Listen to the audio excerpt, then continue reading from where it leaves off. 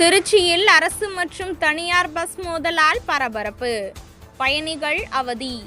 திருச்சி தஞ்சாவூர் சாலையில் பஸ் போக்குவரத்து அதிகமாக உள்ள பகுதி வழியாக பாண்டிச்சேரி, நாகை, திருவாரூர், வேளாங்கண்ணி, தஞ்சை உள்ளிட்ட ஊருக்கு பேருந்துகள் சென்று வருகிறது. தனியார் பேருந்துகள் தங்களது வருமானத்திற்காக அதிக வேகமாக செல்வது தொடர்கதையாகி வருகிறது. மேலும் இதன் காரணமாக பல நேரம் விபத்தும் உயிரிழப்பும் ஏற்படுகிறது. இதனை தடுக்கும் வகையில் காவல்துறையினர் பல்வேறு நடவடிக்கைகள் எடுத்து வந்தாலும் பேருந்து ஓட்டுநர்கள் அதனை மதிப்பதில்லை. எந்த ஒரு பேருந்து நிறுத்தத்திலும் நிற்காமல் பேருந்து நிறுத்தத்திற்கு தள்ளியும் பேருந்து நிறுத்தத்திற்கு முன்பாகவும் நிறுத்தப்படுவது தனியார் பேருந்துகளின் வழக்கமாக இருக்கிறது. இதன் காரணமாக அரசு பேருந்துகள் சரியாக பேருந்து நிறுத்தத்தில் நிற்கிற பொழுது பின்னால் வரும் தனியார் பேருந்து அரசு பேருந்து மறித்து நிற்பதும் வழக்கமாகி வருகிறது.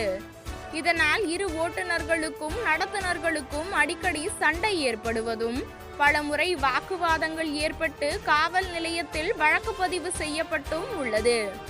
இதேபோல இன்று திருச்சி சத்திரம் பேருந்து நிலையத்தில் இருந்து துவாக்குடி செல்வதற்காக வந்த தனியார் பேருந்து பால்பண்ணை பேருந்து நிறுத்தத்தில் நிறுத்தாமல் அதற்கு முன்பாக நின்று கொண்டிருந்த பொழுது பின்னால் வந்த அரசு பேருந்து தனியார் பேருந்தை கடந்து செல்ல முயன்ற போது எதிர்பாராத விதமாக பேருந்தின் பின்பகுதியில் லேசாக மோதியதால் பரபரப்பு ஏற்பட்டது.